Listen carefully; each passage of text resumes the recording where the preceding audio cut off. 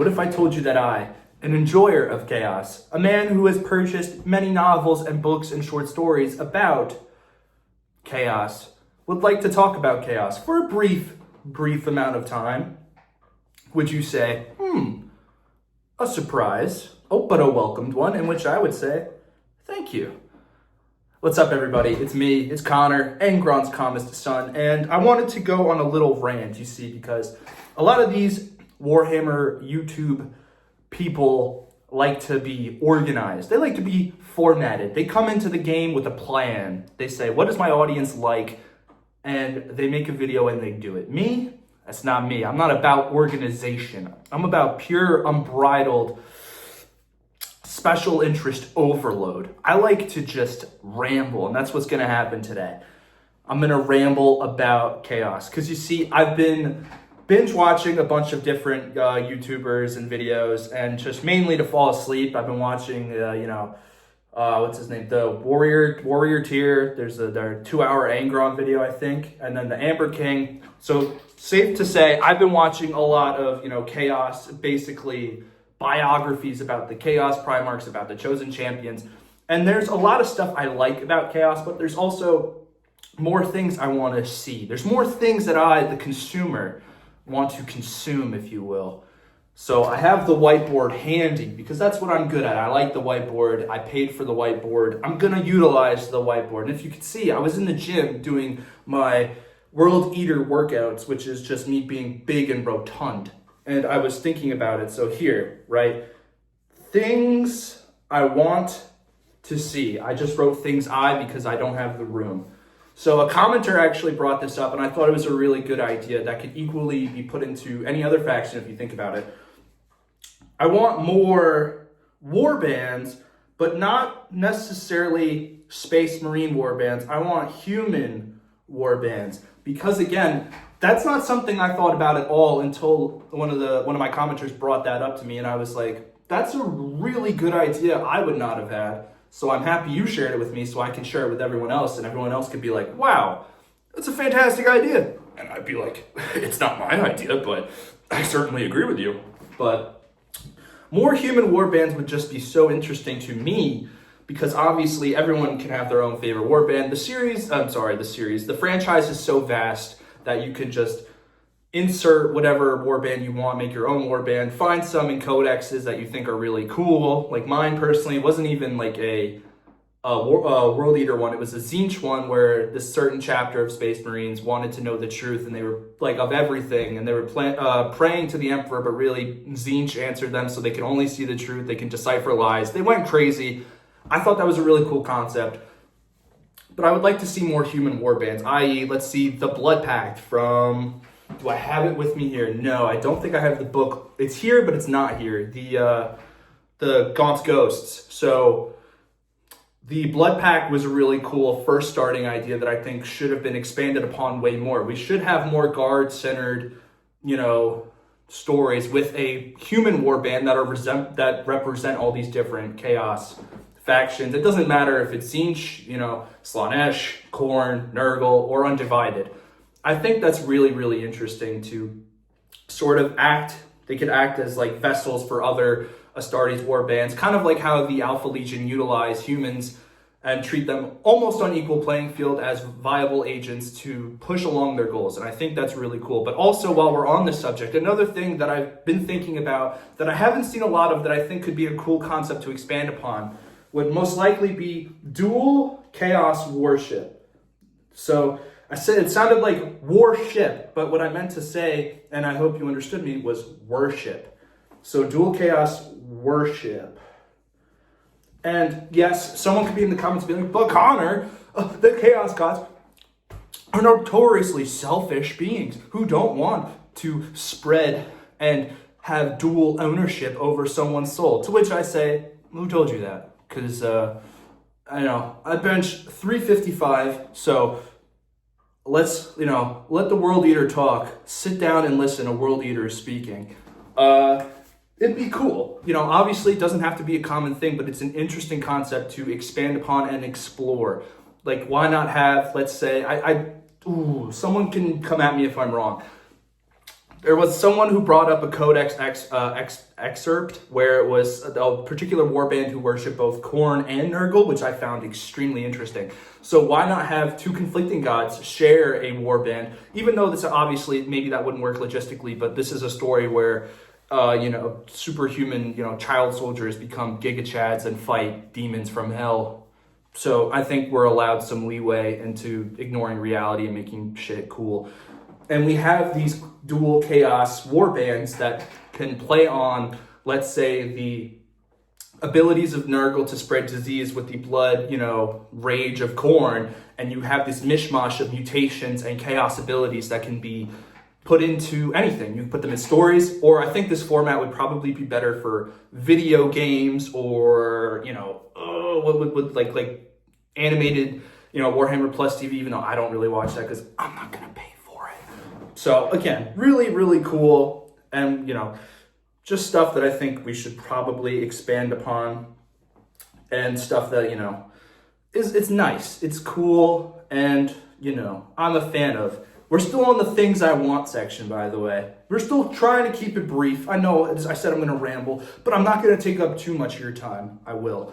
Next, I would like to see more chaos, corruption. And before anybody really starts getting at me, you're going to say, Connor, we've seen that. Have you read The Heresy? Have you read any of this? Have you read Fulcrum? Have you seen the Emperor's Children descended to chaos and how it was meticulous and slow until it was too late? And then it was just there and it happened and it was grotesque, and I ran out of words. But you get what I'm saying, Yes, I've read Fulcrum. Yes, it's a really good book. I actually have a Fulcrum video. I did a little mini video essay, if you can even call it that. I think you should probably go check that out. But yeah, I've seen it, and that's a good start. I really like that. I also liked in the Word Bearers Omnibus, I brought this up frequently in other videos, maybe it's because I enjoy it so much, there's a particular Imperial, maybe he was a soldier or a guard to the planetary governor. His name is Varnus. He gets taken to a World Bearers planet, demon world, occupied place, and chaos starts corrupting it. Well, I don't know why I'm doing air quotations, because chaos does corrupt you, and it did corrupt Varnus. But you see how slow and meticulous it is, and it's interesting that we don't get many POVs from it, because we see first he's trying to pray to the Emperor, yada yada yada. That doesn't work. And then slowly but surely they brand him, and then he keeps trying to pray, but then his head hurts, and he can't remember the Emperor. He can't say his name. He can't even think about it. Then he betrays, his ideals and starts sort of supporting chaos, but more like supporting his goals, which conveniently align with chaos. He starts killing loyalists because they see he's branded and all this nonsense. But my point being, you don't really see this meticulous first-person view of chaos corruption all too frequently. And it's interesting to me because there's very different forms of chaos corruption, forced chaos corruption, and this, which was probably, I would say, falls into the Varnus category, willing chaos corruption, like let's say, Typhon, if you will. And then the third is, forceful chaos possession, which kind of falls in line with what I just said. So really, maybe there's only two. But these things, again, I'd like to see more of both of those. The forceful kind that eventually sort of transforms and transmogrifies someone to this willing but unwilling chaos servant. And then the more of the Varnus, which is we get to see the slow, meticulous corruption and how it fundamentally changes a character from what they started as to what they are now. And that's one of my favorite stuff about chaos, honestly. So let me think. Do I want any more subjects, any more constant things in chaos? Let me think.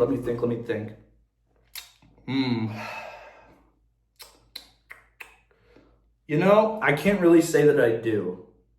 That's just me blanking right now. Because remember, this is unorganized and I'm ranting to you. So let me keep going with things I like about chaos. One, the characters have, a personality. That is really cool. I was going to spell personality, but I blanked because I'm a little lightheaded and went hard in the gym. Maybe that's just my excuse for not knowing how to spell. But they really do. If we go from characters like, let's say, Uzas from the Night Lords Omnibus. Shout out my goat. Fabius Bile from, come on, maybe the Fabius Bile trilogy, maybe from Lucius, the Faultless Blade, maybe literally anything, anywhere, all the time, because that's my goat. The evil Einstein of 40k. Or we have Korak Singe, again, from Fabius Bile trilogy, a Death Guard apothecary, which sounds super weird until you realize he's working as an apothecary to cure disease, or to have Fabius cure diseases until Fabius can't cure one. And they have this really cool monologue about how Fabius is basically a servant of Undivided. When everyone likes to say, oh, Fabius is really Slaanesh's champion. Yes and no.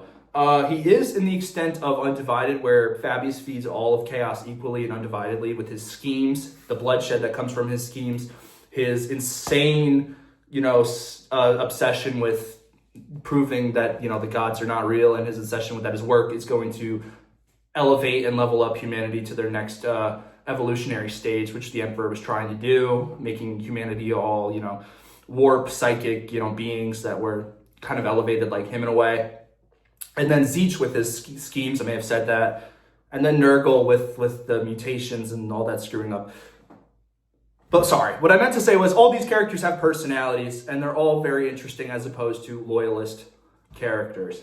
Loyalists, again, I've said it before, are just defined by this unfortunate narrative ball and chain, where they have to be for the Emperor. And, this mainly is probably only for the Space Marine counterparts, unless maybe, let's say, Space Wolves. But I have a separate video about them, because I have a complicated, when I say complicated, I mean just, I have a bouncing back and forth, non-consistent view of Space Wolves in general. But what I'm trying to say, because I'm getting lost, because this is a ramble, is the Loyalists are stuck, mostly the Space Marines too, for the Emperor, Codex Astartes, yada, yada, yada. Chaos can just range from Saturday morning cartoon villain to, holy shit, this guy is the worst person I've ever seen, and I want to read more about him. And I like that a lot. You don't see that for really many other characters, maybe besides orcs, and I was going to say Tau, but not really. Every Tau is just a variation of each other, depending on what caste they're in. And yeah, there's some cool ones. There's not some cool ones, but that's in every faction, so I'm not going to touch upon that too much. Also, things I like about Chaos. The aesthetics. I tried to spell aesthetics, but I just start scribbling because, again, World Eater, I only have a 3rd grade reading level, if you can believe that. Don't let my articulated talking fool you. My vernacular is not as big as it seems. But the aesthetic of Chaos is just so it's Giga Chad style. That's all I'm going to say. It's Giga Chatty. I like that. In a whole franchise where everyone's buffed up because they're all genetic freaks, Chaos just does it better. Sorry to say that. More things that I like about Chaos. Let's see. Particularly, I just like the variety. And before someone gets on me on that, I'm just saying variety and representation of how mutated, not mutated, how they go about serving their respective gods. I like that a lot. I think that's really cool. And just, again, you don't really see a lot of that from other factions necessarily.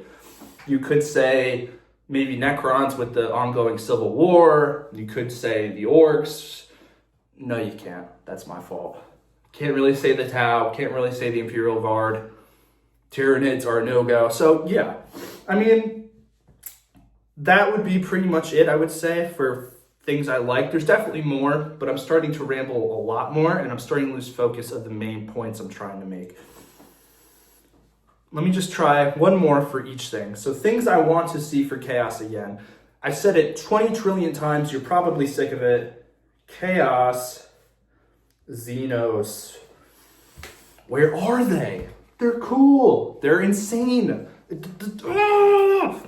My fault. But you get what I'm hopefully you get what I'm saying. These guys are, again, untapped potential. The only real time I remember seeing anything like that was in, and I have it right here, luckily enough, the Eisenhorn Omnibus with the Saruthi, and there obviously were aliens corrupted by, I said obviously. If you didn't read the book, it's not obvious to you, so I apologize. It's obvious to me because I read the book and I kind of sort of remember the book.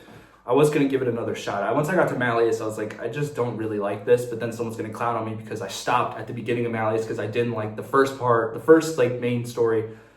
So,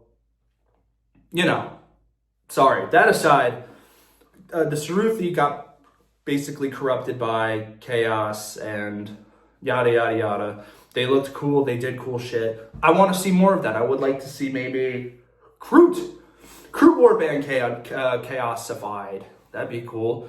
Maybe Tau. Maybe even, who else? I mean, I was going to say the Thrud or the Crud. That's what they are, Crud. I don't know how that would work, so maybe don't do that because that doesn't sound that good. They say don't let the fans write the stuff that they like. You should let me write because I'm full of such good ideas. But again, that aside, Chaos, Xenos would be really, really cool. Be'lakor maybe being an example as well because he's obviously not human, didn't start out as human. But they're just cooler aesthetically, and also you have these potential for, again, I'm a big fan of mutations, but not even the mutations, the alien abilities that obviously we haven't seen yet. You get a good author, creative author in there. We see some new warp shenanigans with the Xenos, and it's really cool. It would be awesome to kind of witness and utilize. And okay, that was things I want to see. Last one for things I like. This is a hard one. This is really a hard thing because I've listed a lot of the things I like, because even things I want is things I like, but I just had to separate it because it seemed easier in my head, if you get what I'm saying. Things I like. Honestly, all right, underrated one. I like how Chaos isn't really winning. Chaos is actively, nobody's really winning this setting, and don't let anyone tell you otherwise. Even if they have all the proof in the world, just remember I said no, and I'm like the world's foremost expert on everything ever when it comes to Warhammer because I'm so handsome because my mom says so. But if you get what I know I'm repeating myself a lot, but they are not winning. Everybody likes to say, not everybody, I'm kind of being hyperbolic here, but Logar won, he didn't win. Yeah. Guess what? His goal was to convert all of humanity to chaos so they could, be eventually spared and not consumed and all this stupid nonsense. Failed in that, and they preached to him the things that he wrote, and he's tight at it. He's so extremely angry when he hears the, Imperial cult, or I guess it's not the Imperial cult anymore. It's not the Imperial truth because that's no one really observes that except maybe Gilliman and Fabi's pile. But it's Divinicus Levitatorum is what it used to be, and now it's evolved into, maybe it is the Imperial cult now, but they're preachings of the Emperor and how he's a god, and he hates that, and he can't stand it. Angron's obviously not winning. Magnus is literally a slave and just a shell of himself, as all the Chaos Primarchs are. And I think a lot of people seem to just blurt that out when they're like, Magnus can just get all the soul shards back. No, he's gathered up most of those shards, and most of his good ones have been destroyed or occupied or somewhere else that he's obviously not in a rush to get because he doesn't want them, he doesn't need them, because he's a shell inhabited by Tzeentch at this point in time. Angron's obviously just a caged animal. We haven't heard anything about Perturabo, and I'm going to be honest, what is he doing? Is he winning? Someone with his mindset is never winning. Hate to break it to you. The whole thing is, I'm a genius. I'm a great, powerful. Sorry, I just broke my eraser. Whatever. I'm a great, powerful genius. Oh, look at me. But nobody likes my work. Oh, I'm gonna cry about it. You think that guy's winning ever? Even when he wins, he loses. Let me think. Who else is next? Fulcrum is literally never winning because he's always chasing that next high, that next victory, that next loss.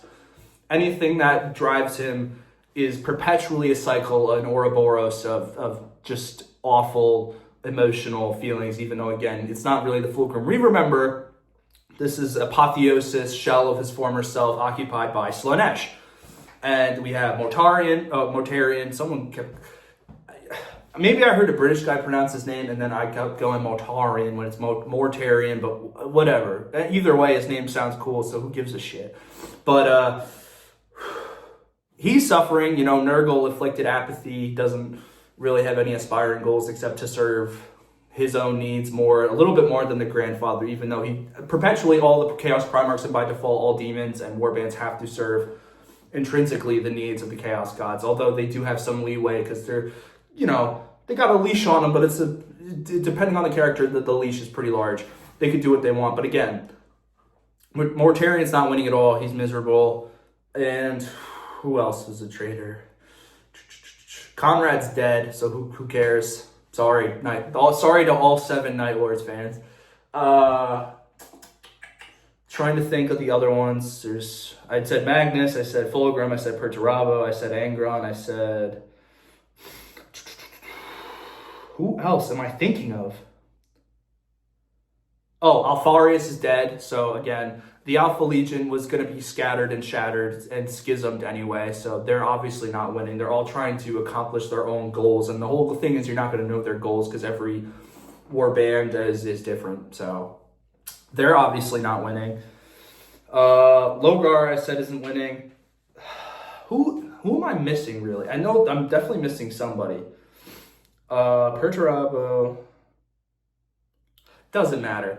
My point is, Chaos isn't winning, and some people like to die on this weird hill that they are because they're not bound by the Emperor, but they're obviously bound by an even worse group of entities. So I like that they're miserable because I think Warhammer should be a little more miserable. And I know that's it may be a hot take, but I like the depressing stories where even when they win, they lose. So again, super brief, totally not long rant about Chaos in general. So, you know what? If you stuck around, thank you for watching. It's always appreciated.